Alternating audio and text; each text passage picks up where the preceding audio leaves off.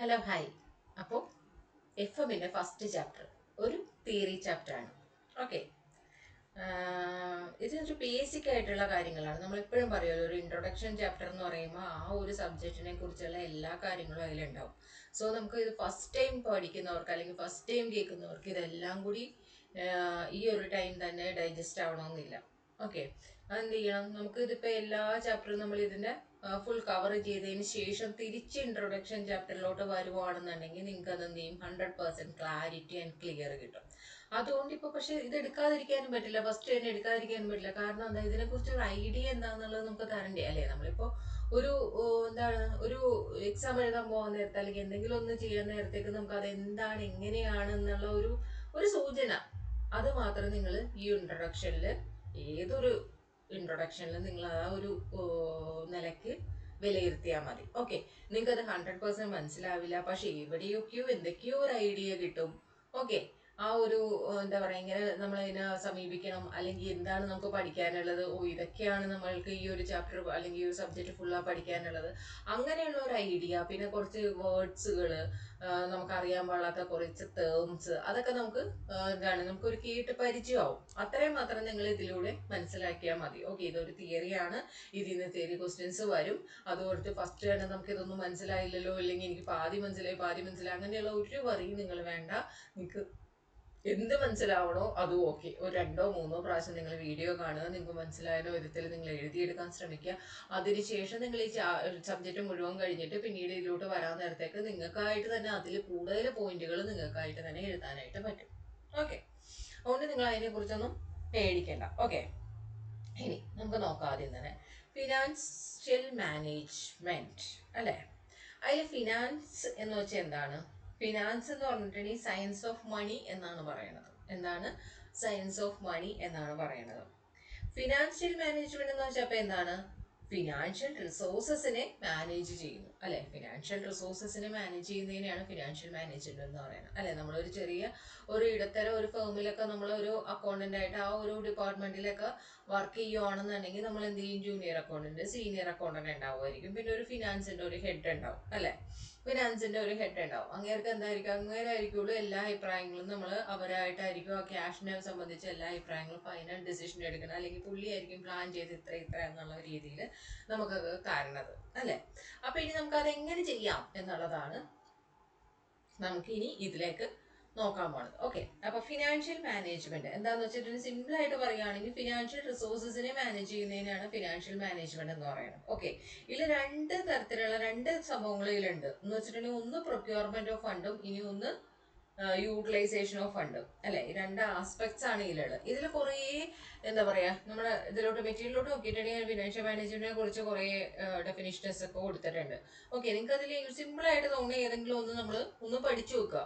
കാരണം എന്താ, നമ്മൾ ആ ഒരു സബ്ജക്റ്റ് പഠിക്കാൻ നേരത്തെ അതിനെന്താന്നുള്ളത് എവിടെയെങ്കിലുമൊക്കെ ഏതെങ്കിലുമൊക്കെ ഒരു പേഴ്സണേക്ക് കോട്ട് ചെയ്യാൻ വന്നിട്ടുണ്ടെങ്കിൽ നമുക്ക് എന്താണ് ആദ്യം തന്നെ ഒരു ഫിനാൻസ് എന്താണ്, ഫിനാൻഷ്യൽ മാനേജ്മെന്റ് എന്താണെന്നുള്ളതിന് ഒരു റഫ് ഒരു ഇൻട്രൊഡക്ഷൻ കൊടുത്തിട്ട് ബാലൻസ് ഒക്കെ എഴുതുന്നതായിരിക്കുള്ളൂ ബെറ്റർ അല്ലെ. അപ്പൊ അതുകൊണ്ട് അതൊന്ന് ഏതെങ്കിലും ഒന്ന് പഠിച്ചു വെക്കാം. ഇപ്പൊ എന്താണ് ഇവിടെ കൊടുത്തിരിക്കുന്നത്, financial management is an application of general managerial principles to area of decision making, അത് പഠിച്ചു വെക്കാം. അല്ലെങ്കിൽ വേറെ ഏതാണോ താഴത്തെ കൊടുത്തിരിക്കുന്നത് അതിൽ ഏതാണ് നിങ്ങൾക്ക് തോന്നുന്നത്, financial management is concern with acquisition, financing and management of assets with some overall goal in mind, അങ്ങനെയാണെങ്കിൽ അങ്ങനെ പഠിച്ചു നോക്കാം. ഓക്കെ, ഏതാണോ നിങ്ങൾക്ക് തോന്നുന്നത് ആ ഒരു ലൈനേ ഉള്ളൂ അല്ലെ. ആ ഒരു ലൈൻ ഏതെങ്കിലും ഒരു ഡെഫിനിഷൻ നിങ്ങളൊന്ന് പഠിച്ചു നോക്കാം. ഇനി ഇതിലുള്ള രണ്ട് ആസ്പെക്ട്സ് ഉണ്ട്. ഒന്ന് എന്താണത്, procurement of fund and effective utilization of fund. Okay, procurement of fund എന്ന് വെച്ചാൽ എന്താണ്, determine the source of fund determine ചെയ്യുക അല്ലെ. നമുക്കൊരു അത്യാവശ്യം വരാൻ നേരത്തേക്ക് നമ്മൾ എന്താ ചെയ്യുക, നമുക്ക് അവിടുന്ന് ഫണ്ട് കിട്ടും എന്നുള്ളത് നമ്മൾ ആലോചിക്കും അല്ലെ. ഇപ്പൊ നമ്മൾ ഈ ഫിനാൻസ് മാനേജ്മെന്റ് ഒക്കെ പഠിക്കാനിരിക്കാൻ നേരത്ത് ഞാൻ ആ ഇൻട്രൊഡക്ഷനിൽ തന്നെ പറഞ്ഞിട്ടുണ്ടെന്ന് തോന്നുന്നു. എന്താണ്, നമ്മളവിടെ എന്താണ് ഒരു സമയത്ത് വർക്ക് ചെയ്യാനിരിക്കുമ്പോൾ അല്ലെങ്കിൽ നമുക്ക് വരുന്ന ആ ഒരു സിറ്റുവേഷനിലൂടെ നമ്മൾ എങ്ങനെ സോൾവ് ചെയ്യും എന്നുള്ള ആ ഒരു അടിസ്ഥാനത്തിൽ നിങ്ങൾ ഇതിനെ കാണാനായിട്ട് ശ്രമിക്കണം. അപ്പോഴേ നിങ്ങൾക്ക് ഇതിലേക്ക് എന്താണ്, നിങ്ങൾക്ക് അത് ആ ഒരു ഇൻട്രസ്റ്റോടു കൂടി അത് ചെയ്യാനായിട്ട് പറ്റുള്ളൂ. പിന്നെ ഏത് കാര്യത്തിനും നിങ്ങളുടേതായ ഡിസിഷൻസ് നിങ്ങൾ അവിടെ കൊണ്ടുവരിക. ഓക്കെ, നമ്മൾ ഓരോ ഇതിനും ഓരോരുത്തർ പറഞ്ഞ ഡിസിഷൻ അനുസരിച്ച് നമുക്ക് എല്ലാം എഴുതേണ്ടി വരും. അപ്പൊ നമുക്ക് എന്ത് ചെയ്യണം, ആ ഡിസിഷൻസ് എന്താണെന്നുള്ളത് നമ്മൾ എന്ത് ചെയ്യണം, അത് മനസ്സിലാക്കി അത് നമ്മളുടേതായ രീതിയിൽ എഴുതാനുള്ള ആ ഒരു ലെവലിലോട്ട് എടുത്തിട്ട് വരിക. അല്ലാണ്ട് ജസ്റ്റ് അത് എങ്ങനെയെങ്കിലും ഒന്ന് പാസ്സാവണമല്ലോ, ഇവിടെ നിന്ന് ഒരു 5 മാർക്ക് അവിടെ നിന്ന് ഒരു 10 മാർക്ക് അങ്ങനെയുള്ള ഒരു ചിന്തയിൽ നിങ്ങൾ എടുക്കരുത്. നിങ്ങൾക്ക് ഇതെന്ന് വെച്ചിട്ടുണ്ടെങ്കിൽ എന്താണ്, ഇത് നമുക്ക് മുന്നോട്ട് പോകാനുള്ളതാണ്. ഇത് നമുക്ക് ഏറ്റവും അത്യാവശ്യമുള്ള ഒരു സംഭവമാണ് നമ്മളുടെ ഈ കരിയറിൽ. ഓക്കെ, സീമയുടെ കരിയറിൽ. സോ അതുകൊണ്ട് പോസ്റ്റിങ്ങും ഈ മാനേജ്മെന്റ് അക്കൗണ്ടിങ്ങും ഫിനാൻസ് മാനേജ്മെന്റും ഒക്കെ നമ്മൾ എന്ത് ചെയ്യണം, നമ്മൾ ഇത്തിരിയും കൂടി എന്താ പറയുക, നല്ല നല്ല സ്ട്രോങ് ആയിട്ട് തന്നെ പഠിച്ചു പോരുക. ഓക്കെ, മനസ്സിലാക്കി തന്നെ പഠിച്ചു പോരുക. ഓക്കെ, അപ്പൊ എന്താണ് നമ്മൾ എന്താ പറഞ്ഞു വന്നത്, പ്രൊക്യൂർമെന്റ് ഓഫ് ഫണ്ട്. അപ്പൊ നമ്മൾ എന്ത് ചെയ്യണം, പ്രൊക്യൂർമെന്റ് ഓഫ് ഫണ്ട് എന്നുള്ളത് കൊണ്ട് ഉദ്ദേശിക്കുന്നത് അതിൽ എന്തൊക്കെ അടങ്ങിയിരിക്കണെന്ന് വെച്ചിട്ടുണ്ടെങ്കിൽ, നമ്മളിപ്പോ ഒരു എടുത്ത് വേണമെന്നുണ്ടെങ്കിൽ നമുക്ക് ആദ്യം വേണ്ടതാണ് എന്തെങ്കിലും ഒരു ബിസിനസ് തുടങ്ങണമെങ്കിലോ അല്ലെങ്കിൽ എന്തെങ്കിലും ഒരു കാര്യം ചെയ്യണമെങ്കിലോ നമ്മൾ എന്ത് ചെയ്യണം, അതിന്റെ സോഴ്സ്, ഫണ്ടിന്റെ സോഴ്സ് എങ്ങനെ കണ്ടെത്താം എന്നുള്ളതാണ് നമ്മൾ ആദ്യം ചിന്തിക്കുക. അല്ലെ, ഈ സോഴ്സ് ആദ്യം കണ്ടെത്തി കഴിഞ്ഞിട്ടുണ്ടെങ്കിൽ അതെന്ത് ചെയ്യുക, അത് ഇന്ന സോഴ്സ് നമുക്കുണ്ട്, ഒന്നില്ലെങ്കിൽ നമ്മുടെ കയ്യിൽ ഇത്രയും കാശുണ്ട്, അല്ലെങ്കിൽ നമുക്ക് എന്ത് ചെയ്യാം, നമുക്ക് ബാക്കി വേണമെന്നുണ്ടെങ്കിൽ ലോൺ എടുക്കാം, അല്ലെങ്കിൽ വേറെ ഏതെങ്കിലും വിധത്തിലേക്ക് നോക്കാം എന്നുള്ളതാണ് നമ്മൾ എന്ത് ചെയ്യണം, ആ സോഴ്സ് കണ്ടെത്തുന്നത്. അല്ലെ, അത് കഴിഞ്ഞിട്ട് എന്ത് ചെയ്യും, നമുക്ക് അതിൽ ഏറ്റവും നല്ല മെത്തേഡ് നോക്കി, അല്ലെ, നമുക്ക് ആപ്റ്റ് ആയിട്ടുള്ളത്, നമുക്ക് വലിയ റിസ്ക് ഇല്ലാത്തത്, അതനുസരിച്ച് നമ്മൾ എന്ത് ചെയ്യും, ഏതെങ്കിലും ഒരു മെത്തേഡ് ചൂസ് ചെയ്യും. അങ്ങനെ ഫണ്ട് നമ്മൾ എത്തും. അതാണ് എന്ത് പറയുക, പ്രൊക്യൂർമെന്റ് ഓഫ് ഫണ്ട് എന്ന് പറയുന്നത്. പിന്നെ എന്ത് ചെയ്യണം, ആ ഫണ്ട് കിട്ടിക്കഴിഞ്ഞാൽ നമ്മൾ എന്ത് ചെയ്യണം, നമ്മളത് എഫക്റ്റീവ് യൂട്ടിലൈസേഷൻ ഓഫ് ഫണ്ട് നമ്മൾ എന്ത് ചെയ്യണം, നമ്മളത് എഫക്റ്റീവായിട്ട് യൂട്ടിലൈസ് ചെയ്യണം. അല്ലെ, നമ്മൾ എങ്ങനെയെങ്കിലും ചെയ്താൽ പോരെ, എന്ത് ചെയ്യണം, എഫക്റ്റീവായിട്ട് യൂട്ടിലൈസ് ചെയ്യണം. ഒന്നില്ലെങ്കിൽ നന്നായിട്ട് അത് ഇൻവെസ്റ്റ് ചെയ്യണം. അല്ലെ, പിന്നെ നമ്മൾ ഉദ്ദേശിച്ച കാര്യത്തിലേക്കുള്ളത്, എന്തെങ്കിലും ഒരു കാര്യത്തിലേക്കല്ല, അതിന് മെയിനായ കാര്യത്തിലോട്ട് ആ ഫണ്ട് ഉപയോഗിക്കണം. പിന്നെ ഡേ ടു ഡേ പർപ്പസിനുള്ളത് ഫസ്റ്റ് നമ്മൾ ഉപയോഗിക്കുകയാണെന്നുണ്ടെങ്കിൽ പിന്നീട് അതിന് എന്ത് ചെയ്യണം, അതിൽ നിന്ന് ജനറേറ്റ് ചെയ്ത് അത് അങ്ങനെ പോയിക്കൊണ്ടേയിരിക്കാൻ സഹായിക്കണ വിധത്തിൽ വേണം ആ ഫണ്ട്. അങ്ങനെയൊക്കെയുള്ള എല്ലാ കാര്യങ്ങളും എന്ത് ചെയ്യണം, ആ ഒരു ഡിസിഷൻ എടുക്കലിൽ നിന്നാണ് നമുക്ക് വരുന്നത്. ഓക്കെ, അപ്പൊ പ്രൊക്യൂർമെന്റ് ഫണ്ട് എങ്ങനെ പ്രൊക്യൂർ ചെയ്യാം, അതേപോലെ തന്നെ അതെങ്ങനെ എഫക്റ്റീവായിട്ട് യൂട്ടിലൈസ് ചെയ്യാം, ഇതാണ് ഇതിൽ വന്ന 2 ആസ്പെക്ട്സുകൾ. ഓക്കെ, ഇനി അടുത്തത് എന്താന്ന് വെച്ചിട്ടുണ്ടെങ്കിൽ ഇമ്പോർട്ടൻ്റ് ആയിട്ടുള്ള ഒന്നാണ്, എന്താണ്, objectives of financial management. Okay, objectives of financial management എന്ന് വെച്ചിട്ടുണ്ടെങ്കിൽ അതിനെ ശരിക്കും പറഞ്ഞിട്ടുണ്ടെങ്കിൽ നമുക്ക് എന്ത് ചെയ്യാം, ഒരു 2ആയിട്ട് തിരിക്കാം. ഒബ്ജക്റ്റീവ് ഓഫ് ഫിനാൻഷ്യൽ മാനേജ്മെന്റ് എന്നുള്ളതിനെ നമുക്ക് 2ആയിട്ട് തിരിക്കാം. ഒന്ന് പ്രോഫിറ്റ് മാക്സിമൈസേഷൻ, ഇനി ഒന്ന് വാല്യൂ അല്ലെങ്കിൽ വെൽത്ത് മാക്സിമൈസേഷൻ എന്ന് പറയും. പ്രോഫിറ്റ് മാക്സിമൈസേഷൻ അല്ലെങ്കിൽ വാല്യൂ അല്ലെങ്കിൽ വെൽത്ത് മാക്സിമൈസേഷൻ എന്ന് പറയും. ഓക്കെ, പ്രോഫിറ്റ് മാക്സിമൈസേഷൻ എന്ന് വെച്ചാൽ എന്താണ്, പ്രോഫിറ്റ് മാക്സിമൈസേഷൻ എന്ന് വെച്ചിട്ടുണ്ടെങ്കിൽ മിനിമൈസേഷൻ ഓഫ് ലോസ്. അല്ലെ, ലോസിനെ കുറച്ചിട്ട് മാക്സിമം നമ്മൾ പ്രോഫിറ്റിനെ ഏൺ ചെയ്യുക. അല്ലെ, ഒരു ബിസിനസ് എന്ന് സംഭവിച്ചിട്ടുണ്ടെങ്കിൽ, നമ്മൾ ചെറിയ +1 +2 തുടങ്ങി പഠിക്കുന്ന ഒരു ബിസിനസ് എന്ന് പറഞ്ഞിട്ടുണ്ടെങ്കിൽ നമുക്ക് അതിന്റെ ലക്ഷ്യം എന്തായിരിക്കും, പ്രോഫിറ്റ് മോട്ടീവ് ആണ്, അതാണ് ഫസ്റ്റ് ലക്ഷ്യം എന്ന് പറയാം. അല്ലെ, നമ്മളിപ്പോ ഒരു ചെറിയൊരു എന്താ പറയുക, ഇപ്പൊ പഠിക്കുന്ന പിള്ളേരൊക്കെ ചെറിയ എന്തെങ്കിലുമൊക്കെ ഓൺലൈനിലൂടെ ബിസിനസ് നടത്താറുണ്ട്. അല്ലെ, നിങ്ങൾ പലരും അത് ചെയ്യേണ്ടാവുമായിരിക്കും. ചെറിയ എന്തെങ്കിലുമൊക്കെ കാരണങ്ങൾ, ചിലപ്പോൾ എന്തെങ്കിലും ഒന്ന് എന്താ പറയുക, മാല കമ്മല് അങ്ങനെയുള്ളതായിരിക്കാം, ചിലപ്പോൾ എന്തെങ്കിലും ചെടികളാവാം, അല്ലെങ്കിൽ എന്തെങ്കിലും ഒരു പ്രോഡക്റ്റ് അങ്ങനെ ഓൺലൈനിലൂടെ ചെയ്യണം. എന്ത് ചെയ്താലും നിങ്ങൾ ആദ്യം ചിന്തിക്കണത് എന്താണ്, പ്രോഫിറ്റ് കിട്ടുമോ, ഒരു 10 രൂപ നിങ്ങൾക്ക് അതിൽ നിന്ന് എക്സ്ട്രാ എയിം ചെയ്യാൻ പറ്റുമോ. അല്ലെ, ഏതൊരു കാര്യത്തിന് നമ്മൾ പുറപ്പാട്ട് പോയിട്ടുണ്ടെങ്കിൽ, നമ്മൾ പുറത്ത് അങ്ങനെ അതിന് വേണ്ടിയിട്ട് എന്തെങ്കിലും ഒന്ന് ചെയ്യുന്നുണ്ടെങ്കിൽ എന്തായിരിക്കും നമുക്ക് ആ മോട്ടീവായിട്ട് ഉണ്ടാവുന്നത്, പ്രോഫിറ്റ് മാത്രമായിരിക്കും നമ്മൾ മോട്ടീവായിട്ട് കാണുന്നത്. അല്ലെ, നമുക്ക് അങ്ങനെ ഇതാക്കാന്നുള്ളത്. അപ്പൊ അവിടെ അത് മാത്രം കൊണ്ടുണ്ടാവണ പ്രശ്നങ്ങളും, അതല്ലെന്നുണ്ടെങ്കിൽ ആ പ്രോഫിറ്റ് മാത്രമാണോ നമ്മൾ അത് ചിന്തിക്കേണ്ടത്, അതോ അതിന്റെ അവിടെ വെൽത്ത് കൂടി അതുകൂടി ചിന്തിക്കേണ്ടതുണ്ടോ എന്നുള്ളതാണ് ഇതിൽ നമ്മൾ ശരിക്കും നോക്കേണ്ടത്. ഓക്കെ, ഈ പ്രോഫിറ്റ് മാക്സിമൈസേഷൻ എന്ന് പറയാൻ നേരത്ത് നമുക്ക് അതിൽ 2-3 പോയിന്റ് നോക്കാം.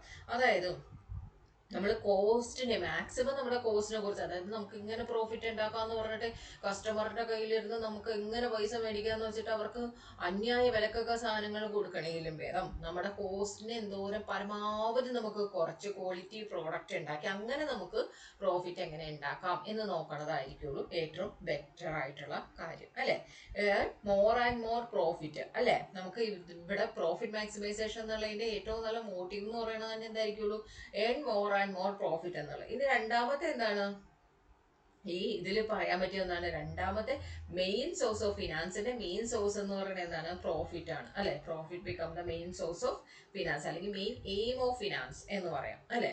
പിന്നെ നമുക്ക് എന്താണ് ഇതിലൊരു ഒരാളുടെ എഫിഷ്യൻസി ഒന്ന് നോക്കിയിട്ടുണ്ടെങ്കിൽ ഒരു എഫിഷ്യൻസി ഡിറ്റർമിൻ ചെയ്യണം എങ്ങനെയാണ്? പ്രോഫിറ്റ് എത്രമാത്രം എയിം ചെയ്യുന്നുണ്ട് എന്ന് നോക്കിയിട്ടാണ് എഫിഷ്യൻസി തന്നെ ഇപ്പോൾ ഡിറ്റർമിൻ ചെയ്യണം അല്ലെ. Efficiency is determine on the basis of profit earned, എത്രമാത്രം പ്രോഫിറ്റ് ഏൺ ചെയ്യുന്നുണ്ട് എന്ന് നോക്കിയിട്ടാണ് നമ്മൾ എന്ത് ചെയ്യണത്? ഒരാളുടെ എഫിഷ്യൻസി തന്നെ ഡിറ്റർമിൻ ചെയ്യണം. ഓക്കെ. പിന്നെ എന്താണ് ഇതിനപ്പോ അങ്ങനെയാണെന്നുണ്ടെങ്കിൽ ഇതിന് എഗെയിൻസ്റ്റ് ആയിട്ടൊന്നുമില്ലേ? എഗെയിൻസ്റ്റ് ആയിട്ട് നമ്മൾ പറയും. കാരണം എന്താ? നമ്മുടെ ലക്ഷ്യം എന്താണ്? പ്രോഫിറ്റ് മോട്ടീവാണ്. അതായത് പ്രോഫിറ്റ് ഏൺ ചെയ്യുക എന്നുള്ളത് മാത്രമാണ് നമ്മുടെ ലക്ഷ്യമായിട്ട് വരുന്നത്. അപ്പൊ അത് മാത്രം ലക്ഷ്യമായിട്ട് വന്നിട്ടുണ്ടെങ്കിൽ നമുക്ക് എന്താ? നമുക്ക് ഉണ്ടാവുന്ന റിസ്കുകൾ അല്ലെങ്കിൽ എക്സ്പ്ലോയിറ്റേഷൻസ് ഓഫ് വർക്കേഴ്സിന് അല്ലെങ്കിൽ കസ്റ്റമേഴ്സിന് അങ്ങനെയുള്ള കാര്യങ്ങളൊക്കെ നമ്മൾ എന്ത് ചെയ്യും? നമ്മൾ അതൊക്കെ എന്താ കൺസിഡർ ചെയ്യില്ല അല്ലെ.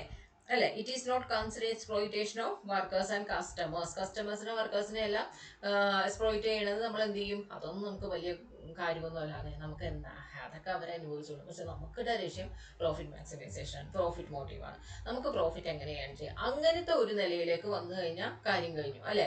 അങ്ങനത്തെ ഒരു നിലയിലാവരുത്. നമ്മൾ എന്ത് ചെയ്യണം? മാക്സിമം എല്ലാവർക്കും ഒരു ഫേവർ ആയിട്ട് നിന്നിട്ട് അതേപോലെ തന്നെ എന്ത് ചെയ്യണം? ആരെ അങ്ങനെ എക്സ്പ്ലോയിറ്റ് ചെയ്യാതെ അല്ലെങ്കിൽ എന്താണ് നമ്മുടെ കോസ്റ്റിനെ നല്ല രീതിയിൽ കുറച്ച് നമ്മൾ പ്രോഫിറ്റ് ഏൺ ചെയ്യുക എന്നുള്ളത് മാത്രം നമ്മൾ അവിടെ ചിന്തിക്കുക. അല്ലാണ്ട് വേറെ വരുന്ന റിസ്കുകളൊന്നും നമ്മൾ അത്ര വലിയ കൺസിഡർ ചെയ്യാതെ അല്ലെങ്കിൽ എക്സ്പ്ലോയിറ്റേഷൻസ് ഒന്നും കൺസിഡർ ചെയ്യാതെ നമ്മൾ അങ്ങനെ പ്രോഫിറ്റ് മോട്ടീവ് എന്നും പറയണതിൽ അത്ര നല്ലതല്ല അല്ലെ. ഇനി അടുത്ത അപ്പോൾ വാല്യൂ ആൻഡ് വെൽത്ത് മാക്സിമൈസേഷൻ എന്ന് പറയുകയാണെന്നുണ്ടെങ്കിൽ അതിലെന്താന്ന് വെച്ചിട്ടുണ്ടെങ്കിൽ maximising the market value of ഫേമിന്റെ മാർക്കറ്റ് വാല്യൂ മാക്സിമത്തിൽ എത്തിക്കുക, അതാണ്. ഓക്കെ. അപ്പൊ അതായത് എന്താണ്? Creating wealth for the share ഹോൾഡേഴ്സിന്റെ വെൽത്ത് എന്ത് ചെയ്യണം? അത് നന്നായിട്ട് ഇൻക്രീസ് ചെയ്യണം. എങ്ങനെ ഇൻക്രീസ് ചെയ്യണം? അവരുടെ ഇൻവെസ്റ്റ്മെന്റിന്റെ വാല്യൂ ഇൻക്രീസ് ചെയ്യിക്കണം. ഓക്കെ. അതായത് പ്രോഫിറ്റ് മാത്രം കൂട്ടിയാൽ പോരാ, എന്ത് ചെയ്യണം? ക്വാളിറ്റേറ്റീവായ ഇൻക്രീസും കൂടി വേണം. പ്രോഫിറ്റ് മാത്രം കൂട്ടിയിട്ടുണ്ടെങ്കിൽ ഒരു കാര്യമില്ല. ഇവിടെ എന്ത് ചെയ്യണം? ക്വാളിറ്റേറ്റീവ് ആയിട്ടുള്ള ഇൻക്രീസും കൂടി വേണം. ഇൻവെസ്റ്റ്മെന്റിന്റെ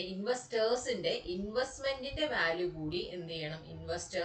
ഇൻവെസ്റ്റ്മെന്റിന്റെ വാല്യൂ കൂടി കൂട്ടി അങ്ങനെ വെൽത്തിന് എന്ത് ചെയ്യണം? വെൽത്ത് മാക്സിമൈസേഷനും കൂടി ഉണ്ടായിരിക്കണം എന്നുള്ളതാണ്. ഓക്കെ. പിന്നെ എന്താണ്? Increase in the net worth of the ബിസിനസിന്റെ എന്ത് ചെയ്യണം? നെറ്റ്വർത്ത് കൂടി ഇൻക്രീസ് ചെയ്യണം. ഓക്കെ.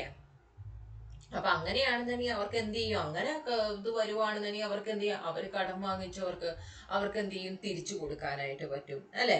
അവർക്ക് തിരിച്ചു കൊടുക്കാനായിട്ട്, കടം മേടിച്ചവർക്ക് അവരെ തിരിച്ചു കൊടുക്കാനായിട്ട് അത് കഴിയും. ഓക്കെ. അപ്പോൾ എന്തുകൊണ്ടും പ്രോഫിറ്റ് മാക്സിമൈസേഷനേക്കാളും എന്തുകൊണ്ടും നല്ല എന്താണ്? വെൽത്ത് മാക്സിമൈസേഷൻ എന്നുള്ള ആ ഒരു കാറ്റഗറിയാണ്. ഓക്കെ. ഇനി നമുക്ക് ഇതിൽ നിന്ന് പിന്നെ പഠിക്കാനുള്ളത് ഇത് നമുക്കിപ്പോൾ ഞാനിപ്പോൾ കുറച്ച് പോയിന്റ് ആയിട്ട് പറഞ്ഞിട്ടുണ്ട്. നിങ്ങൾക്ക് എത്രത്തോളം അത് ഇതായിട്ടുണ്ടെന്ന് അറിയില്ല. നിങ്ങളൊന്നും അറിയണ്ട. നമുക്കത് ലാസ്റ്റ് ആയി കഴിഞ്ഞിട്ട് നിങ്ങൾ ഇതിലോട്ട് വന്നു കഴിയുമ്പോൾ നിങ്ങൾക്ക് അതിൽ നിന്ന് ഇതിൽ കൂടുതൽ ഞാൻ പറഞ്ഞ പോയിന്റിൽ കൂടുതൽ നിങ്ങൾക്ക് അത് എഴുതാനായിട്ട് പറ്റും വന്നാലും. ഓക്കെ. അത് ആ ഒരു പ്രാവശ്യം ഏതൊക്കെയോ എക്സാമിന് ചോദിച്ചിട്ടുള്ളതാണ് ഒബ്ജക്റ്റീവ്സ് എന്നുള്ളത്. ഓക്കെ. ഇനി എന്താണ്? ഇനി അടുത്തത് scope of financial management scope എന്താന്നുള്ളത് ഇത് നമുക്ക് ഏതൊക്കെയോ എക്സാമിന് ചോദിച്ചിട്ടാണ്, മുന്നേ എക്സാമിന് ചോദിച്ചിട്ടുണ്ട്. What are the basic financial decision എന്താണ്, അങ്ങനെയൊക്കെ ചോദിച്ച് ഇത് എക്സാമിന് ചോദിച്ചിട്ടുള്ള കാര്യങ്ങളാണ്. ഓക്കെ. അപ്പൊ അതിനാകെ 3 ഉള്ളൂ നമുക്ക്. അതിന്റെ ഫിനാൻഷ്യൽ മാനേജ്മെന്റ്, അതിന്റെ ഫിനാൻഷ്യൽ ഡിസിഷൻ എന്ന് പറഞ്ഞിട്ടുണ്ടെങ്കിൽ മെയിൻ ആയിട്ട് നമുക്ക് പഠിക്കേണ്ട 3 കാര്യമാണ്.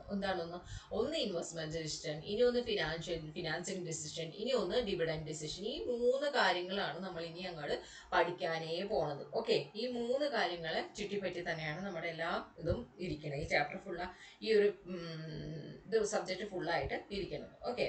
ഇൻവെസ്റ്റ്മെന്റ് ഡിസിഷൻ എന്താണ്? നമുക്ക് ഒരു പുതിയൊരു ബിസിനസ് തുടങ്ങാം, അല്ലെങ്കിൽ എല്ലാ ബിസിനസ്സിൽ തന്നെ പുതിയൊരു പ്രോജക്റ്റ് സ്റ്റാർട്ട് ചെയ്യാൻ പോകണം. അങ്ങനെയാണെന്നുണ്ടെങ്കിൽ അവരെന്താ ചെയ്യേണ്ടത്? അവരെന്ത് ചെയ്യണം? ഒരു നല്ലൊരു ഡിസിഷൻ എടുക്കണം. എങ്ങനെ ഡിസിഷൻ എടുക്കണം? നമുക്ക് എവിടെ നിന്ന് ഇൻവെസ്റ്റ്മെന്റ് കണ്ടെത്താം, അല്ലെങ്കിൽ നമുക്ക് എങ്ങനെ ഇൻവെസ്റ്റ്മെന്റ് കണ്ടെത്താം, അല്ലെങ്കിൽ നമുക്ക് എവിടെ ഇൻവെസ്റ്റ് ചെയ്യാം, ഏത് പ്രോജക്റ്റിന്റെ മേലെ നമുക്ക് ഇൻവെസ്റ്റ് ചെയ്യാം, അങ്ങനെയൊക്കെയുള്ള കാര്യങ്ങൾ നമ്മൾക്ക് കണ്ടെത്തുന്നതാണ് ഇൻവെസ്റ്റ്മെന്റ് ഡിസിഷൻ എന്ന് പറയുന്നത്. ഓക്കെ, ആ ഇൻവെസ്റ്റ്മെന്റ് ഡിസിഷൻ ഇങ്ങനെ ഒരു നമുക്ക് ആ ഏത് പ്രോജക്റ്റിന്റെ മേലെ അല്ലെങ്കിൽ എവിടെ നമുക്ക് ഇൻവെസ്റ്റ് ചെയ്യാം അങ്ങനെയുള്ള ഒരു കാര്യങ്ങൾ നമ്മൾ കണ്ടുപിടിച്ച് കഴിഞ്ഞു കഴിഞ്ഞാൽ നമ്മൾ അത് എന്ത് ചെയ്യും, നമ്മൾ അത് യൂട്ടിലൈസ് ചെയ്യും അല്ലെ. ആ ഫിനാൻഷ്യൽ റിസോഴ്സസ് നമ്മൾ എന്ത് ചെയ്യും, ആ സെലക്ടഡ് പ്രോജക്റ്റിന്റെ മേലെ നമ്മളത് യൂട്ടിലൈസ് ചെയ്യും. ഓക്കെ, അതിനെയാണ് ഒരു ഇൻ ഷോർട്ട് ആയിട്ട് ഇൻവെസ്റ്റ്മെന്റ് ഡിസിഷൻ എന്നുള്ളത് കൊണ്ട് ഉദ്ദേശിക്കുന്നത്. ഇനി ഫിനാൻസിങ് ഡിസിഷൻ ഉണ്ട്. ഫിനാൻസിങ് ഡിസിഷൻ എന്ന് വെച്ചാൽ എന്താണ്, നമുക്ക് ക്യാപിറ്റൽ എങ്ങനെ കണ്ടെത്താം. ഓക്കെ, ക്യാപിറ്റൽ എങ്ങനെ കണ്ടെത്താം, അതായത് പ്രോഫിറ്റിന് മാക്സിമം ഇൻക്രീസ് ചെയ്ത് ലോസിന് മാക്സിമം കുറച്ച് അല്ലെങ്കിൽ കോസ്റ്റിന് മാക്സിമം കുറച്ച് എങ്ങനെ ക്യാപിറ്റൽ കണ്ടെത്താം. ഓക്കെ, ക്യാപിറ്റൽ കണ്ടെത്താം എന്നുള്ളതാണ് നമ്മൾ ഫിനാൻസിങ് ഡിസിഷൻ എന്നുള്ളത് കൊണ്ട് ഉദ്ദേശിക്കുന്നത്. ഓക്കെ, അല്ലെങ്കിൽ പിന്നെ എന്താണ് ക്യാപിറ്റൽ സ്ട്രക്ചർ ഏത് പ്രൊപ്പോർഷനിൽ കണ്ടെത്താം. ക്യാപിറ്റൽ സ്ട്രക്ചർ അതായത് നമുക്ക് 50-50 നമ്മുടെ കയ്യിലിരിക്കുന്ന ഓൺ സോഴ്സിൽ നിന്നോ അല്ലെങ്കിൽ അതർ സോഴ്സ് എക്സ്റ്റേണൽ സോഴ്സ് എന്ന് വെച്ചാൽ എന്താണ് ബാങ്കിൽ നിന്ന് ഫിനാൻസ് അങ്ങനെയുള്ള കാര്യങ്ങളിൽ നിന്നോ അത് 50-50 ആയിട്ട് എടുക്കണോ 60-40 ആയിട്ട് എടുക്കണോ. അപ്പൊ നമ്മുടെ ഓൺ ഫണ്ട് ആണെന്നുണ്ടെങ്കിൽ നമുക്ക് അവിടെ എന്തായിരിക്കും റിസ്ക് കുറവായിരിക്കും. കാരണം എന്താണ് നമ്മൾ മാത്രം ഇവിടെ സഫർ ചെയ്യുന്നുള്ളൂ അല്ലെ. പക്ഷെ എക്സ്റ്റേണൽ ഫണ്ട് ആണെന്നുണ്ടെങ്കിൽ നമുക്ക് അവിടെ റിസ്ക് കൂടുതലാണ്. കാരണം വേറൊരാളുടെ പണം കൊടുത്താണ് നമ്മൾ ഇതിൽ ഇൻവെസ്റ്റ് ചെയ്തിരിക്കണം. അവർക്ക് കറക്റ്റായിട്ട് ഇൻട്രസ്റ്റ് കൊടുക്കണം, അവർക്ക് കറക്റ്റായിട്ട് അത് റിട്ടേൺ ചെയ്യണം അല്ലെ. അവർക്ക് ആ ഓൺ ടൈമിന് നമ്മൾ പറഞ്ഞ ആ വാക്ക് നമുക്ക് പാലിക്കാൻ സാധിക്കണം. അതല്ലാന്നുണ്ടെങ്കിൽ എക്സ്ട്രാ ഇൻട്രസ്റ്റ് വരും, ഇൻട്രസ്റ്റ് വരും. അങ്ങനെയുള്ള പല കാര്യങ്ങളും വരാൻ നേരത്തേക്ക് നമുക്ക് എന്ത് ചെയ്യും, അവിടെ എക്സ്റ്റേണൽ സോഴ്സ് എന്നുള്ളത് നമുക്ക് എന്ത് ചെയ്യും, അത് കുറച്ച് ഫിക്സഡ് കമ്മിറ്റ്മെന്റ് ആണ്. അതേപോലെ തന്നെ അതെന്തായിരിക്കുള്ളൂ, അത് നമുക്ക് റിസ്ക് കൂടിയ ഒരു പരിപാടിയാണ് അല്ലെ. അതാണ് ഫിനാൻസിങ് ഡിസിഷൻ എന്നുള്ളത്. ഇനി വരുന്ന ചാപ്റ്ററിൽ നമ്മൾ അങ്ങനെയുള്ളതിനെ കുറിച്ചാണ് നമ്മൾ ഇനി പഠിക്കാൻ പോണത്. ഇനി ഡിവിഡൻഡ് ഡിസിഷൻ എന്ന് പറഞ്ഞിട്ടുണ്ടെങ്കിൽ ഇപ്പൊ നമുക്ക് എന്താണ് എങ്ങനെയാണ് ഇത് ചെയ്യേണ്ടത്, എന്താണ് എങ്ങനെയാണ് ഇൻവെസ്റ്റ് ചെയ്യേണ്ടതെന്ന് കണ്ടുപിടിച്ചു. ഇനി അത് ഇൻവെസ്റ്റ്മെന്റ് ഡിസിഷനിൽ അങ്ങനെ ഏത് പ്രോജക്റ്റിന്മേലാണ് നമ്മൾ ഇൻവെസ്റ്റ് ചെയ്യേണ്ടതെന്ന് കണ്ടുപിടിച്ചു. അത് കഴിഞ്ഞിട്ട് നമുക്ക് ഫിനാൻസ് എങ്ങനെ ഒപ്പിക്കാന്നുള്ളത് നമ്മൾ പറഞ്ഞു, ഫിനാൻസ് അങ്ങനെ കണ്ടുപിടിച്ചു, നമുക്ക് ഏത് പ്രൊപ്പോർഷനിൽ ക്യാപിറ്റൽ കൊണ്ടുവരണോ എന്നുള്ളത് പറഞ്ഞു. അങ്ങനെ നമ്മൾ നന്നായിട്ട് ഒരു പ്രോജക്റ്റ് എടുത്ത് നമ്മളത് നന്നായിട്ട് പോയിക്കൊണ്ടിരിക്കാൻ നേരത്ത് നമുക്ക് അവിടെ നിന്ന് എന്ത് കിട്ടും, നമുക്ക് പ്രോഫിറ്റ് കിട്ടും. പ്രോഫിറ്റ് കിട്ടാൻ നേരത്ത് നമ്മൾ എന്ത് ചെയ്യും, നമുക്ക് ആ പ്രോഫിറ്റിൽ നിന്ന് നമുക്ക് എത്ര ഡിവിഡൻഡ് കൊടുക്കണം അല്ലെ. പ്രോഫിറ്റ് മുഴുവനും എടുത്ത് നമ്മളിപ്പോ നമ്മൾ ബിസിനസ്സിൽ തിരിച്ചും ബിസിനസ്സിലോട്ട് തന്നെ ഇൻവെസ്റ്റ് ചെയ്യണോ, അതോ നമ്മൾ എന്ത് ചെയ്യണം, നമ്മൾ പ്രോഫിറ്റ് നമുക്ക് ഷെയർ ഹോൾഡേഴ്സിനൊക്കെ പ്രോഫിറ്റ് കൊടുക്കണോ എന്നുള്ളതാണ് നമ്മൾ ഇതിൽ പറയുന്നത് ഡിവിഡൻഡ് ഡിസിഷനിൽ പറയാൻ പോകുന്നത്. ഇതിൽ ഞാൻ ഫസ്റ്റ് ഇതിൽ കഴിഞ്ഞു കഴിഞ്ഞാൽ ഞാൻ എടുക്കാൻ പോകുന്നത് ഡിവിഡൻഡ് ഡിസിഷനാണ്. ഒരു ചെറിയൊരു സിമ്പിൾ ആയിട്ടുള്ള ഒരു ചാപ്റ്ററാണ്. അത് പഠിക്കാൻ നേരത്തെ തന്നെ നമുക്ക് ഈ ഫിനാൻസ് എഫ് കുറച്ച് എന്താ പറയാ കുറച്ച് പേടിയോടുകൂടി നോക്കണ കുറെ പേരുണ്ട്. അപ്പൊ അവർക്ക് അതൊരു എന്താ പറയുക ഒരു ധൈര്യം കൊടുക്കണ പോലെ തോന്നും. അങ്ങനെ പ്രത്യേകിച്ച് ഒരു 2-3 ആ ഒരു ഫോർമുല മാത്രം അങ്ങനെ പഠിച്ചു വെച്ചിട്ടുണ്ടെങ്കിൽ നമുക്കത് എളുപ്പമായിട്ട് തീരുകയും ചെയ്യും. അപ്പൊ നമുക്ക് ഫസ്റ്റ് ഡിവിഡൻഡ് ഡിസിഷനിൽ നിന്ന് തന്നെ തുടങ്ങാം. ഇനി ഈ തിയറി ചാപ്റ്റർ ഒന്ന് കഴിഞ്ഞതിന് ശേഷം ഓക്കെ നമുക്ക് അതിൽ നിന്ന് നമുക്ക് സ്റ്റാർട്ട് ചെയ്യാനായിട്ട് ശ്രമിക്കാം. ഓക്കെ, അപ്പൊ എന്താണ് ഡിവിഡൻഡ് ഡിസിഷൻ എന്ന് പറഞ്ഞാൽ എന്താന്ന് പറഞ്ഞാൽ നമുക്ക് ഒരു പ്രോഫിറ്റ് കിട്ടിക്കഴിഞ്ഞാൽ നമുക്ക് എന്ത് ചെയ്യും, പ്രോഫിറ്റ് വന്നു കഴിയുമ്പോൾ നമ്മൾ എന്ത് ചെയ്യും, ആദ്യം തന്നെ ഓരോരുത്തർക്കും അല്ലെ ഇൻട്രസ്റ്റിന് വാങ്ങിയവർക്ക് ഇൻട്രസ്റ്റ് കൊടുക്കും, ഗവൺമെന്റിന് ടാക്സ് കൊടുക്കുവാണെന്നുണ്ടെങ്കിൽ ടാക്സ് കൊടുക്കാണ്ടെങ്കിൽ അത് കൊടുക്കും.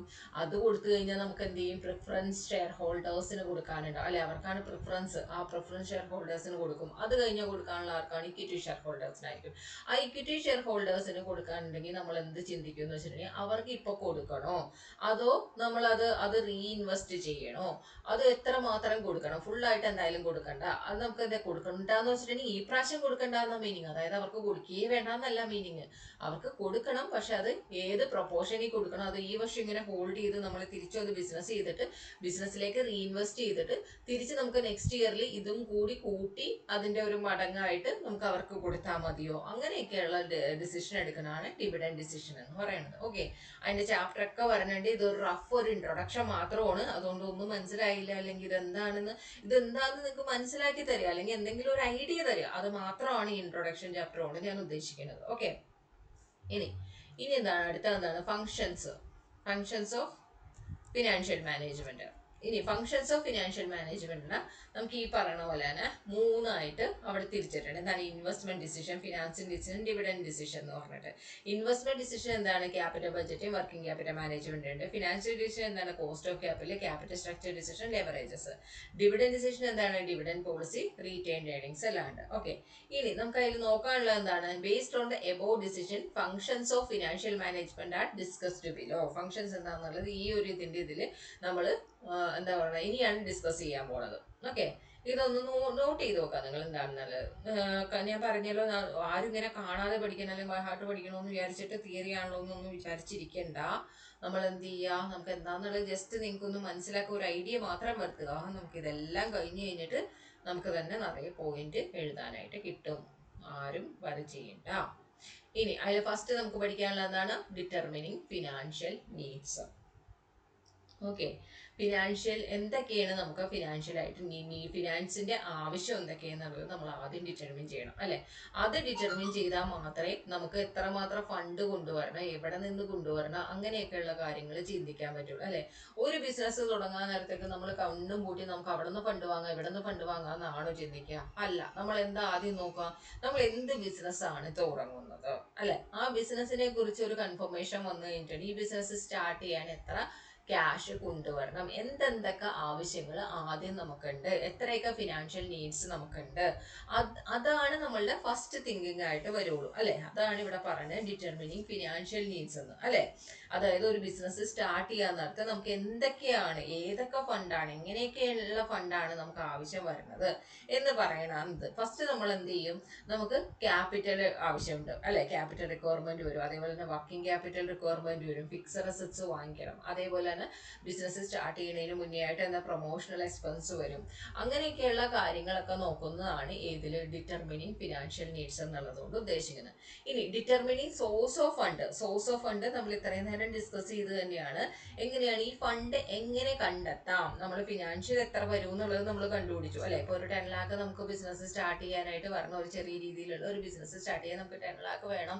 ഇതൊക്കെയാണ് നമ്മുടെ ആവശ്യങ്ങൾ എന്ന് കണ്ടുപിടിച്ച് കഴിഞ്ഞിട്ടുണ്ടെങ്കിൽ നമുക്ക് ആദ്യം എന്ത് ചിന്തിക്കണം, നമുക്ക് എങ്ങനെ സോഴ്സ് ഓഫ് ഫണ്ട് എങ്ങനെ നമുക്ക് എങ്ങനെ കണ്ടെത്താം അല്ലെ, എങ്ങനെ കണ്ടെത്താം നോക്കി. അപ്പൊ നമ്മുടെ കയ്യിൽ എത്ര ഫണ്ട് ഉണ്ടെന്നുള്ളത് നമ്മൾ ആദ്യം നോക്കും അല്ലെ. നമ്മുടെ കയ്യിൽ ഈ 10 lakh നമുക്ക് വേണം, നമ്മുടെ കയ്യിൽ എത്ര ഫണ്ട് ഉണ്ട്, ഇനി നമുക്ക് എത്ര നമ്മുടെ ഫണ്ട് നമുക്ക് മാത്രമായിട്ട് എത്ര അറേഞ്ച് ചെയ്യാൻ പറ്റും, ഒരു 5 lakh അതോ 10 lakh തന്നെ നമുക്ക് തന്നെ അറേഞ്ച് ചെയ്യാൻ പറ്റുമോ? ഇല്ല, അങ്ങനെ പറ്റൂല എന്നുണ്ടെങ്കിൽ നമുക്ക് ബാങ്ക് ലോൺ എടുക്കണോ, അല്ലെങ്കിൽ ഇൻവെസ്റ്റേഴ്സ് ആരെങ്കിലും ഇൻവെസ്റ്റേഴ്സിനോട് ചോദിക്കണോ അല്ലെ. അങ്ങനെ ഇൻവെസ്റ്റേഴ്സിന് ചോദിക്കണോ, ഇൻവെസ്റ്റേഴ്സിനോട് ചോദിക്കുവാണെന്നുണ്ടെങ്കിൽ എന്താണ്, നമുക്ക് എന്താണ് ഇക്വിറ്റി ഷെയർ ഉണ്ടാവും, പ്രിഫറൻസ് ഷെയർ ഇഷ്യൂ ചെയ്യേണ്ടി വരും, ഡിബഞ്ചർ ഉണ്ട്, ലോൺ ഉണ്ട്, ബോണ്ട് ഉണ്ട്, അങ്ങനെ പല വിധത്തിലുള്ള ഇതുണ്ട്.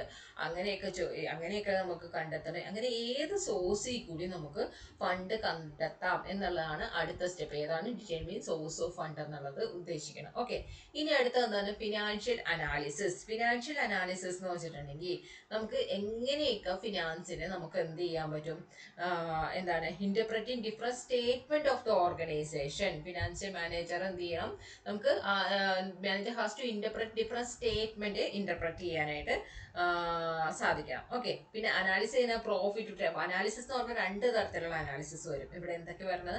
ഒന്ന് പ്രോഫിറ്റബിലിറ്റി അനാലിസിസും ഇനി ഒന്ന് എന്താണ് പെർഫോമൻസ് അനാലിസിസും. അങ്ങനെ 2 തരത്തിലുള്ള അനാലിസിസ് ഇതിന്റെ ഭാഗമായിട്ട് വരുന്നുണ്ട്. ഓക്കെ, ഇത് പല ടൂൾസും ടെക്നിക്സും എല്ലാം യൂസ് ചെയ്തിട്ടാണ് ഈ ഒരു ഫിനാൻഷ്യൽ അനാലിസിസ് നടക്കുക. അതായത് നമുക്ക് തന്നെ ഇവിടെ നമുക്ക് എന്താണ് ഒരു 6 തരത്തിലുള്ള ടൂൾസ് നമുക്ക് ഇവിടെ തന്നെ പഠിക്കാനുണ്ട്. ഏതൊക്കെയാണ് ഫിനാൻഷ്യൽ അനാലിസിസിന് ഉപയോഗിക്കുന്ന ടൂൾസ് എന്നുള്ളത് നമുക്ക് എന്ത് ചെയ്യാനുണ്ട്, ഫസ്റ്റ് ഇതിൽ തന്നെ പഠിക്കാനുണ്ട്. ഫസ്റ്റ് നമുക്ക് ഒരു ചാപ്റ്റർ ആയിട്ട് തന്നെ പഠിക്കാനുണ്ട്. എന്താണ്? ഒന്ന് ratio analysis, fund flow, cash flow analysis, trend analysis, common sense, അങ്ങനെ പല 6 അനാലിസിസുകൾ ടൂൾസുകൾ നമുക്ക് ഇനി വരുന്ന ചാപ്റ്റേഴ്സിൽ പഠിക്കാനുണ്ട്. അതാണ് ഞാൻ പറഞ്ഞ എല്ലാത്തിൻ്റെയും കൂടി എന്താണെന്നുള്ളതിൻ്റെ ഒരു ഷോർട്ട് ഒരു വ്യൂ ആണ് ഇവിടെ കൊടുക്കണം. അടുത്ത എന്താണ്? Optimal capital structure. നമുക്ക് മോസ്റ്റ് ഫേവറബിൾ ആയിട്ടുള്ള ക്യാപിറ്റൽ സ്ട്രക്ചർ ഏതാണെന്നുള്ളത് നോക്കണം അല്ലെ. നമുക്ക് എത്ര ഇക്വിറ്റി ക്യാപിറ്റൽ വേണം, എത്ര ഡെപ്റ്റ് ക്യാപിറ്റൽ വേണം അല്ലെ, എത്ര പ്രൊപ്പോർഷനിൽ നമ്മൾ ക്യാപിറ്റൽ കൊണ്ടുവരണം അല്ലെ, നമുക്ക് ഏതാണ് മോസ്റ്റ് ഫേവറബിൾ ആയിട്ടുള്ള ക്യാപിറ്റൽ സ്ട്രക്ചർ ഏതാണ്, അല്ലെങ്കിൽ കോസ്റ്റ് ഓഫ് ക്യാപിറ്റലിനെ കുറച്ചിട്ട് നമുക്ക് എന്താണ് maximum return on investment return high return തരുന്ന ഒരു ഇത് എങ്ങനെ നമുക്ക് എടുക്കാം, അങ്ങനെയൊക്കെയുള്ള ഡിസിഷൻ എടുക്കുന്നത് എന്താണ് ഒപ്റ്റിമൽ ക്യാപിറ്റൽ സ്ട്രക്ചർ എന്നുള്ളത് കൊണ്ട് ഉദ്ദേശിക്കുന്നത്. ഓക്കെ, ഇനി അടുത്താണ് കോസ്റ്റ് വോളിയം പ്രോഫിറ്റ് അനാലിസിസ് എന്ന് പറഞ്ഞത്, CVP അനാലിസിസ് എന്ന് പറയും. കോസ്റ്റ് വോളിയം പ്രോഫിറ്റ് അനാലിസിസിന് എന്ത് പറയും, CVP അനാലിസിസ് എന്ന് പറയും. ഓക്കെ, ഇതെന്താന്ന് വെച്ചിട്ടുണ്ടെങ്കിൽ നമുക്ക് ആദ്യം നമ്മൾ ഫിനാൻസ് മാനേജർ എന്താ ചെയ്യണേന്ന് വെച്ചിട്ടുണ്ടെങ്കിൽ, ഇപ്പൊ ഫിനാൻസ് മാനേജർ ആയിട്ട് നിങ്ങൾ അപ്പോയിന്റ് ആവാൻ നേരത്ത് നമ്മൾ എന്താ ഫസ്റ്റ് നോക്കണം, എന്താണ് ഇവിടുത്തെ കോസ്റ്റ്, അതായത് ഒരു ഫേമിന്റെ കോസ്റ്റ്, അതായത് വേരിയബിൾ കോസ്റ്റ് ഒക്കെ കവർ ചെയ്യുന്നതിനുള്ള ഇൻകം ഇവിടെ വരുന്നുണ്ടോ, ജനറേറ്റ് ആവുന്നുണ്ടോ അല്ലെ. ഒരു വേരിയബിൾ കോസ്റ്റ് ഒക്കെ ഉണ്ടാവും. ആ കോസ്റ്റ് നമുക്ക് എന്ത് ചെയ്യാനായിട്ട്, നമുക്കത് കോസ്റ്റ് കവർ ചെയ്യാനായിട്ടുള്ള നോർമൽ കോസ്റ്റ്, അതായത് വേരിയബിൾ കോസ്റ്റ് അത് കവർ ചെയ്യാനുള്ള എന്താ പറയുക റവന്യൂ ഇവിടെ നിന്ന് ജനറേറ്റ് ചെയ്യുന്നുണ്ടോ എന്ന് നോക്കും. അത് കഴിഞ്ഞിട്ട് നമ്മൾ എന്ത് ചെയ്യും, ഫിക്സഡ് കോസ്റ്റ് കവർ ചെയ്യാനുള്ളത് ഇവിടെ കിട്ടുന്നുണ്ടോ, നമുക്ക് ഫിക്സഡ് ആയിട്ട് ഓരോ ബിസിനസ്സിനും ഓരോന്നുണ്ടാവും അല്ലെ. ആ ഫിക്സഡ് കോസ്റ്റ് കവർ ചെയ്യാനുള്ളത് റവന്യൂ ഉണ്ടോ എന്നുള്ളത് നമ്മൾ എന്ത് ചെയ്യും, ഒരു ഫിനാൻസ് മാനേജർ എന്ത് ചെയ്യണം, അതെന്തായാലും ഉറപ്പിക്കണം അല്ലെ. ഫിനാൻസ് മാനേജർ ഫസ്റ്റ് എന്ത് ചെയ്യണം, നമ്മൾ വേരിയബിൾ കോസ്റ്റിന്റെ കാര്യം നോക്കണം. അത് കഴിഞ്ഞിട്ട് എന്ത് ചെയ്യണം, നമ്മൾ ഫിക്സഡ് കോസ്റ്റിന്റെ കാര്യം നോക്കണം. ഓക്കെ, എന്നിട്ട് ഫിനാൻസ് മാനേജർ എന്ത് ചെയ്യണം, അത് ഡിറ്റർമിൻ ചെയ്യണം. ബ്രേക്ക് ഇവൻ പോയിന്റ്, ഈ ഫേമിന്റെ ബ്രേക്ക് ഇവൻ പോയിന്റ് എന്താണെന്നുള്ളത്. ബ്രേക്ക് ഇവൻ പോയിന്റ് എന്ന് വെച്ചാൽ revenue is equal to expense അല്ലെ. അവിടെ പ്രോഫിറ്റും ഉണ്ടാവില്ല ലോസും ഉണ്ടാവില്ല, നോ പ്രോഫിറ്റ് നോ ലോസ് അല്ലെ. ആ ഒരു ബ്രേക്ക് ഇവൻ പോയിന്റ് ഫിനാൻസ് മാനേജർക്ക് ഡിറ്റർമിൻ ചെയ്യാൻ കഴിയണം. ആ ബ്രേക്ക് ഇവൻ പോയിന്റ് മനസ്സിലാക്കിയാൽ മാത്രമേ എന്ത് ചെയ്യാൻ പറ്റുള്ളൂ, അതിന്റെ മുകളിൽ നമുക്ക് എന്ത് ചെയ്യാൻ പറ്റുള്ളൂ, മാർജിനൽ സേഫ്റ്റി കൊണ്ടുവരാനായിട്ട് പറ്റുള്ളൂ. അതുകൊണ്ട് ബ്രേക്ക് ഇവൻ പോയിന്റ് തീർച്ചയായിട്ടും മനസ്സിലാക്കാം. ആ ബ്രേക്ക് ഇവൻ പോയിന്റ് മനസ്സിലാക്കണമെന്നുണ്ടെങ്കിൽ ഫസ്റ്റ് ഫിനാൻസ് മാനേജർ എന്ത് ചെയ്യണം, ബ്രേക്ക് ഇവൻ പോയിന്റ് മനസ്സിലാക്കാനായിട്ട് നമ്മൾ അവിടെ ഫസ്റ്റ് വേരിയബിൾ കോസ്റ്റ് കവർ ചെയ്യാൻ സാധിക്കുന്നുണ്ടോ, അതേപോലെ ഫിക്സഡ് കോസ്റ്റ് ഇവിടെ കവർ ചെയ്യാൻ സാധിക്കുന്നുണ്ടോ, അങ്ങനെയുള്ള കാര്യങ്ങൾ മനസ്സിലാക്കി പോകണം. ഓക്കെ, ഇനി അടുത്താണ് പ്രോഫിറ്റ് പ്ലാനിങ് ആൻഡ് കൺട്രോൾ എന്ന് പറയുന്നത്. Okay, profit planning and control എന്ന് പറഞ്ഞാൽ എന്താണ്, എന്ത് ചെയ്യണം, ഒരു ഫേമിന്റെ കോസ്റ്റ് ഡിറ്റർമിൻ ചെയ്യാനായിട്ട് കഴിയണം. എത്രമാത്രം കോസ്റ്റ് അവിടെ ഇൻകർ ആവുന്നുണ്ട് എന്നുള്ളത് നമുക്ക് എന്ത് ചെയ്യണം, ഡിറ്റർമിൻ ചെയ്യാനായിട്ട് കഴിയണം. എന്നിട്ട് എന്ത് ചെയ്യണം, ആ ഫേമിന്റെ റവന്യൂ എത്രമാത്രം ഏൺ ചെയ്യുന്നുണ്ട് അല്ലെ, എത്രമാത്രം ജനറേറ്റ് ആവുന്നുണ്ട് അല്ലെ, കോസ്റ്റ് റവന്യൂ എന്നുള്ളത് എത്ര ഇൻകർ ചെയ്തു എന്നുള്ളത് നമുക്ക് നോക്കാനായിട്ട് കഴിയണം. ഓക്കെ, അതായത് ഏർണിംഗ് സ്ട്രെങ്ത് ഓഫ് ദ ഫേമിന്റെ. പിന്നെ എന്ത് ചെയ്യണം, അതായത് അതിൽ എല്ലാ ഗവൺമെന്റിന്റെ എല്ലാം കൂടി എല്ലാം കഴിഞ്ഞു കഴിഞ്ഞിട്ടും ആ ഒരു എല്ലാം നമുക്ക് കൊടുത്തു കഴിഞ്ഞു കഴിഞ്ഞിട്ട് നമുക്ക് ഒരു ഫേമിന് എത്ര ഏൺ ചെയ്യാനായിട്ട് കഴിയുന്നുണ്ട് എന്നുള്ളതാണ് തിരിച്ച് നമ്മൾ നോക്കേണ്ടത് അല്ലെ. ഒരു പ്രോഫിറ്റ് പ്ലാനിങ് ആൻഡ് കൺട്രോൾ എന്ന് പറയുമ്പോൾ നമുക്ക് ആ ഫേമിന് എത്ര കപ്പാസിറ്റി ഉണ്ട് എന്നുള്ളത് ഫസ്റ്റ് നോക്കണം. ഇനി അത് കഴിഞ്ഞിട്ട് എന്ത് ചെയ്യണം, ഫിക്സഡ് അസറ്റ് മാനേജ്മെന്റ് അല്ലെ. നമ്മൾ ഫിക്സഡ് അസറ്റ് എന്ന് പറഞ്ഞിട്ടുണ്ടെങ്കിൽ നമ്മൾ എന്ത് ചെയ്യും, ഒരു ഇതില് നമുക്ക് അക്കൗണ്ട്സിലൊക്കെ ഫിക്സഡ് അസറ്റ് അസറ്റ്സ് ആയിട്ട് കൊണ്ട് ഇടുക, അതിന്റെ ഡിപ്രീസിയേഷൻ കൊടുക്കുക, അതിൽ റേറ്റ് ഉണ്ട് അതങ്ങനെ ഡിപ്രീസിയേഷൻ കൊടുക്കുക, അങ്ങനെയുള്ളതിലാണ് നമ്മൾ ഇത്രയും നാളും അത്രയും വിചാരിച്ചിട്ടുള്ളൂ അല്ലെ. നമ്മളിപ്പോ ഒരു ഫിനാൻസ് മാനേജർ എന്നുള്ള ഒരു പോസ്റ്റാണ്, നമ്മൾ പാസ്സായി കഴിഞ്ഞ് ഫിനാൻസ് മാനേജർ എന്നുള്ള ഒരു പോസ്റ്റിലാണ് നമ്മൾ ജോലി ചെയ്യാൻ കയറണമെന്നുണ്ടെങ്കിൽ അതിന് അതിൻ്റെതായ ഒരു വാല്യൂ ഉണ്ട് അല്ലെ. ഫിക്സഡ് അസറ്റ് മാനേജ്മെന്റ് അതിൻ്റെതായ ഒരു വാല്യൂ ഉണ്ട്. അതായത് നമ്മൾ എന്ത് ചെയ്യണം, ഒരു ഫിക്സഡ് അസറ്റ് എന്ന് പറയുന്നത് ഒരു ചെറിയ കാര്യമാണോ അല്ല, എന്താണ് അത് ലോങ് ടേമിലേക്കുള്ള ഒരു ഇൻവെസ്റ്റ്മെന്റ് ആണ് അല്ലെ. അത് ലോങ് ടേമിലേക്കുള്ള ഇൻവെസ്റ്റ്മെന്റിന് നമ്മൾ എന്ത് ചെയ്യണം, അതിന് റീസണബിൾ റിട്ടേൺ കിട്ടുന്നുണ്ടോ എന്നുള്ളത് നോക്കണം അല്ലെ. അതിന്റെ ഡിപ്രീസിയേഷനും പിന്നെ എന്താണ് അതിന്റെ റിപ്പയേഴ്സ് അങ്ങനെയുള്ള മെയിൻ്റനൻസും പിന്നെ എക്സ്ട്രാ ലോൺ എടുത്തിട്ടുണ്ടെങ്കിൽ ആ ലോണിന്റെ EMI എല്ലാം പോകെ അതിന് നമുക്ക് കാര്യമായ ഒരു റിട്ടേൺ ജനറേറ്റ് ചെയ്യാനായിട്ട് അതിലേക്ക് കഴിയോ എന്നൊക്കെ നോക്കി മാത്രമേ നമ്മൾ എന്ത് ചെയ്യുള്ളൂ, ആ ഫിക്സഡ് അസറ്റിലോട്ട് നമ്മൾ ഇൻവെസ്റ്റ് ചെയ്യാനായിട്ട് നമ്മൾ എന്ത് ചെയ്യാൻ പറയുള്ളൂ, ഇതിനോട് പറയാനായിട്ട് പറ്റുള്ളൂ. ഓക്കെ, നമ്മുടെ കമ്പനിയോട് നമ്മൾ ഡയറക്ടേഴ്സിനോട് നമ്മൾ പറയണമെന്നുണ്ടെങ്കിൽ നമ്മൾ ഇത്രയും കാര്യങ്ങളൊക്കെ നോക്കിയതിന് ശേഷം നമ്മൾ അവരോട് അത് ആ ഒരു അഭിപ്രായം വെക്കാനായിട്ട് പറ്റുള്ളൂ. ഓക്കെ, ഇനി അടുത്ത് ക്യാപിറ്റൽ ബഡ്ജറ്റിംഗ്. ക്യാപിറ്റൽ ബഡ്ജറ്റിംഗ് എന്ന് വെച്ചിട്ടുണ്ടെങ്കിൽ ക്യാപിറ്റൽ ബഡ്ജറ്റിംഗ് എന്ന് പറയുകയാണെങ്കിൽ forecast of the return on different investment proposal. Okay, അതായത് ഡിഫറെന്റ് ഇൻവെസ്റ്റ്മെന്റ് പ്രപ്പോസലിലൂടെ നമുക്ക് എത്ര റിട്ടേൺ കിട്ടും, അതിലെങ്ങനെ ഫോർകാസ്റ്റ് ചെയ്യാനായിട്ട് സാധിക്കും. ഓക്കെ, ഏതൊക്കെ ഡിഫറെന്റ് ആയിട്ട് നമുക്ക് ഇൻവെസ്റ്റ്മെന്റ് പ്രപ്പോസൽ അവരുടെ മേലെ വെക്കാൻ പറ്റും, അങ്ങനെയൊക്കെയുള്ള കാര്യങ്ങളാണ് നമ്മൾ ക്യാപിറ്റൽ ബഡ്ജറ്റിങ്ങിലൂടെ നമ്മൾ മനസ്സിലാക്കുന്നത്. ഇനി അടുത്താണ് കോർപ്പറേറ്റ് ടാക്സേഷൻ. കോർപ്പറേറ്റ് ടാക്സേഷൻ എന്ന് വെച്ചിട്ടുണ്ടെങ്കിൽ ടാക്സ് അല്ലെ, ടാക്സ് എന്നല്ല, എവിടെ തിരിഞ്ഞാലും ടാക്സ് ആണ് അല്ലെ. ആ ഒരു ടാക്സ്, കോർപ്പറേറ്റ് ടാക്സേഷൻ, ടാക്സ് എന്ന് പറയുന്നതാണ് ഏറ്റവും വലിയ ഇമ്പോർട്ടന്റ് ആയിട്ടുള്ള ഒരു കാര്യം.